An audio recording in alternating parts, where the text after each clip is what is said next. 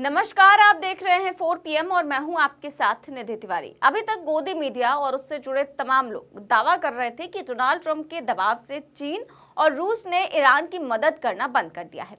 इसको लेकर गोदी मीडिया का हल्ला मचाना शुरू हो चुका है और अंधभक्त सोशल मीडिया पर नंगा नाच भी कर चुके थे। लेकिन अब जो खबर इंटरनेशनल मीडिया से सामने आ रही है उसमें साफ हो गया है कि चाइना और रशिया पूरी मजबूती के साथ न सिर्फ ईरान के साथ खड़े हैं बल्कि ईरान की बड़ी मदद भी शुरू कर चुके हैं। इससे एक ओर जहां बेचारे गोदी मीडिया और उनके भक्तों को जोर का झटका लगा है, तो वहीं दूसरी ओर इजराइल पर ईरान के ताबड़तोड़ हमले भी जारी हैं। कैसे रूस और चाइना ने ईरान की मदद शुरू की है और कैसे एक ही दिन में ईरान ने अमेरिका का इजरायली दूतावास ढहा दिया है, ये सब कुछ हम आपको अपनी इस रिपोर्ट में बताने वाले हैं। साथ ही इस पर चर्चा करेंगे कि कैसे पूरे मामले के बाद इजराइल और उसके आका ट्रंप का कैसे बुरा हाल हुआ है और ईरान में फंसे भारतीयों को लेकर ईरान सरकार ने कौन सा बड़ा फैसला लिया है। तो ईरान इजराइल प्रॉक्सी वॉर अब वॉर में बदल चुकी है। एक ओर जहां भारत की मोदी सरकार ने ईरान और इजराइल दोनों से जंग रोकने की अपील की है, तो वहीं दूसरी ओर भक्त इजराइल के साथ खड़े हैं। मोदी सरकार ने इस वजह से युद्ध को रोकने की अपील की है कि इजराइल और ईरान दोनों उसके दोस्त हैं, लेकिन भक्त इस वजह से इजराइल के साथ खड़े हैं कि ईरान एक इस्लामिक कंट्री है और भक्तों के जीवन का एकमात्र लक्ष्य है कि हर मुस्लिम से जुड़ी चीजों का विरोध करना है। यही वजह है कि सोशल मीडिया हो या फिर गोदी मीडिया, हर ओर ईरान के खिलाफ काफी लोग जहर उगलते हुए दिखाई दे रहे हैं। लेकिन जंग का सच इससे बिल्कुल उलट है। सच ये है कि ईरान लगातार हमले करके इजराइल की हवा निकाल चुका है। 13 जून 2025 को इजराइल ने ऑपरेशन राइजिंग लॉयन के तहत ईरान के परमाणु और सैन्य ठिकानों पर बमबारी शुरू की। इस हमले में ईरान के रेवोल्यूशनरी गार्ड्स के चीफ हुसैन बघेरी, कई परमाणु वैज्ञानिक और सैन्य कमांडर मारे गए। इजराइल का दावा था कि ईरान का परमाणु कार्यक्रम उसके लिए खतरा है, लेकिन सवाल यह है कि क्या इजराइल को यह हक है कि वो एक संप्रभु राष्ट्र पर इस तरह से हमला करे? यह हमला इजराइल के लंबे समय से चली आ रही गुंडागर्दी का हिस्सा है, जिसे अमेरिका का खुला समर्थन प्राप्त है। अमेरिका ने न केवल इजराइल को हथियार दिए बल्कि अपनी मिसाइल रक्षा प्रणालियों को भी तैनात किया ताकि ईरान की जवाबी कार्रवाई को रोका जा सके। लेकिन इजराइल और अमेरिका का यह अहंकार धराशायी हो गया। ईरान ने न केवल जवाबी हमले किए बल्कि इजराइल के आयरन डोम को पूरी तरह बेकार साबित कर दिया। 13 जून की रात को ईरान ने ऑपरेशन ट्रू प्रॉमिस के तहत 100 से ज्यादा बैलिस्टिक मिसाइलें तेल अवीव पर दागी। इन मिसाइलों ने तेल अवीव के आसमान को आग के गोले में बदल दिया। आयरन डोम, जिसे इजराइल अपनी सुरक्षा का अभेद कवच बताता है, ईरान की मिसाइलों के सामने वो कागज का ढेर साबित हुआ। तेल अवीव में इमारतें ढह गई और अमेरिकी दूतावास को भी नुकसान पहुंचा। यह हमला इजराइल के लिए करारा तमाचा था, जिसने सोचा था कि वो ईरान को आसानी से कुचल देगा। लेकिन जैसे जैसे ये युद्ध बढ़ता जा रहा है, दुनिया की प्रमुख महाशक्तियों का रुख भी साफ हो रहा है। रूस और चीन ने तो खुलकर ईरान का समर्थन किया है। 15 जून को रूस और चीन ने संयुक्त राष्ट्र सुरक्षा परिषद में ईरान के पक्ष में प्रस्ताव का समर्थन किया। रूस के राष्ट्रपति पुतिन ने डोनाल्ड ट्रंप को फोन करके युद्ध को तुरंत रोकने की चेतावनी दी।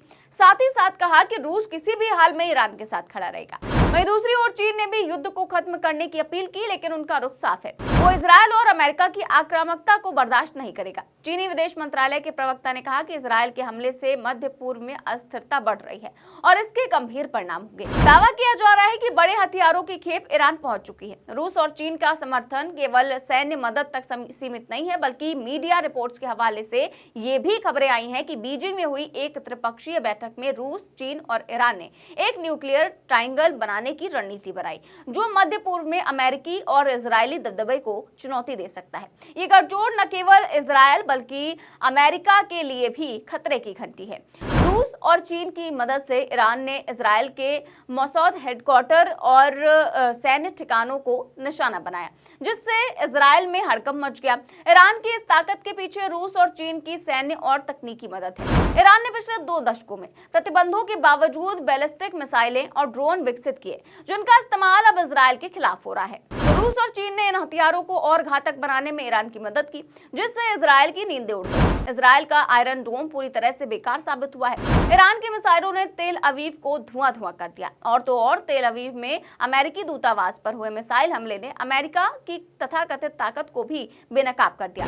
अमेरिकी राजदूत ने स्वीकार किया कि दूतावास को हल्का नुकसान हुआ है, लेकिन सच्चाई ये है कि यह हमला अमेरिका के लिए एक बड़ा झटका है। इजराइल के प्रधानमंत्री नेतन्याहू अब घबराहट में हैं। उन्होंने अमेरिका से बार-बार सैन्य मदद की गुहार लगाई, लेकिन अमेरिका खुद इस युद्ध में फंसने से बच रहा है। डोनाल्ड ट्रंप ने भले ही इजराइल को समर्थन देने की बात कही हो, लेकिन उनकी बयानबाजी में वो आत्मविश्वास नजर नहीं आ रहा है जो पहले दिखता था।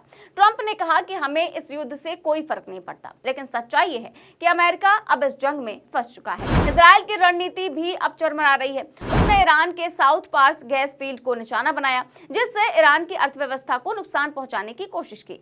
लेकिन इस हमले ने उल्टा इंटरनेशनल स्तर पर तेल कीमतों को आसमान पर पहुंचा दिया, जिससे भारत जैसे देशों को भी नुकसान हो रहा है। तेल की कीमतें $78.50 प्रति बैरल तक पहुंच गई और विशेषज्ञों का अनुमान है कि यह जल्द ही $100 को पार कर सकती है। इजराइल की हरकत न केवल मध्य पूर्व बल्कि पूरी दुनिया के लिए खतरा बन चुकी है। इस युद्ध के बीच एक दिल दहलाने वाली खबर यह भी है कि ईरान में करीब 10,000 भारतीय फंसे हुए हैं। ये वो लोग हैं जो काम, पढ़ाई या अन्य कारणों से ईरान में थे, लेकिन अब युद्ध की आग में फंस गए हैं। तेहरान और अन्य शहरों में हर रात धमाकों की आवाजें गूंज रही हैं। एक भारतीय छात्र ने बताया कि हम अपने हॉस्टल के बेसमेंट में छिपे हैं। धमाके इतने करीब हो रहे हैं कि नींद तक नहीं आ रही है। भारत सरकार ने इस संकट को गंभीरता से लिया। विदेश मंत्रालय ने ईरान से संपर्क करके अपने नागरिकों की सुरक्षित वापसी की मांग की है। ईरान ने मानवीय आधार पर अपने बॉर्डर खोल दिए हैं और भारतीयों को अफगानिस्तान, अजरबैजान और तुर्कमेनिस्तान के रास्ते निकालने की इजाजत दी है। लेकिन सवाल ये है कि क्या ये लोग सुरक्षित निकल पाएंगे? युद्ध की स्थिति में हवाई और सड़क मार्ग बंद हो चुके हैं। इराक और जॉर्डन ने अपने हवाई क्षेत्र बंद कर दिए हैं, जिससे निकासी और भी ज्यादा मुश्किल हो गई है। भारत ने इस युद्ध में तटस्थ रुख अपनाया है। विदेश मंत्रालय ने कहा कि हम इजराइल और ईरान दोनों के साथ दोस्ताना संबंध रखते हैं और इस विवाद को कूटनीति से सुलझाने की अपील करते हैं। ऐसे में साफ है कि ये युद्ध अब मध्य पूर्व तक सीमित नहीं रहा। रूस और चीन की खुली भागीदारी ने इसे वैश्विक स्तर पर ला दिया है। क्या ये युद्ध तीसरे वर्ल्ड वॉर की शुरुआत है? आपको बता दें कि तेल की कीमतें पहले ही $78.50 प्रति बैरल तक जा चुकी हैं और जेपी मॉर्गन ने चेतावनी दी है कि ये $100 को पार कर सकती हैं। भारत जैसे देशों के लिए ये युद्ध आर्थिक संकट का कारण बन सकता है। भारत का ईरान के साथ $60 करोड़ का चावल और चाय निर्यात अब खतरे में है। साथ ही चाबहार बंदरगाह जैसे रणनीतिक प्रोजेक्ट भी प्रभावित हो सकते हैं। ऐसे में साफ है कि युद्ध सिर्फ दो देशों की जंग नहीं है। ये एक ऐसी लड़ाई है जिसमें साम्राज्यवादी ताकतों की हार और सच्चाई की जीत साफ दिख रही है। इजराइल और अमेरिका ने अपनी ताकत के घमंड में ईरान को कमजोर समझा, लेकिन रूस और चीन की मदद से ईरान ने उसकी हेकड़ी निकाल दी। आयरन डोम का मिथक टूट चुका है और अमेरिकी दूतावास की क्षति ने दुनिया को दिखा दिया है कि कोई भी ताकत अजेय नहीं है।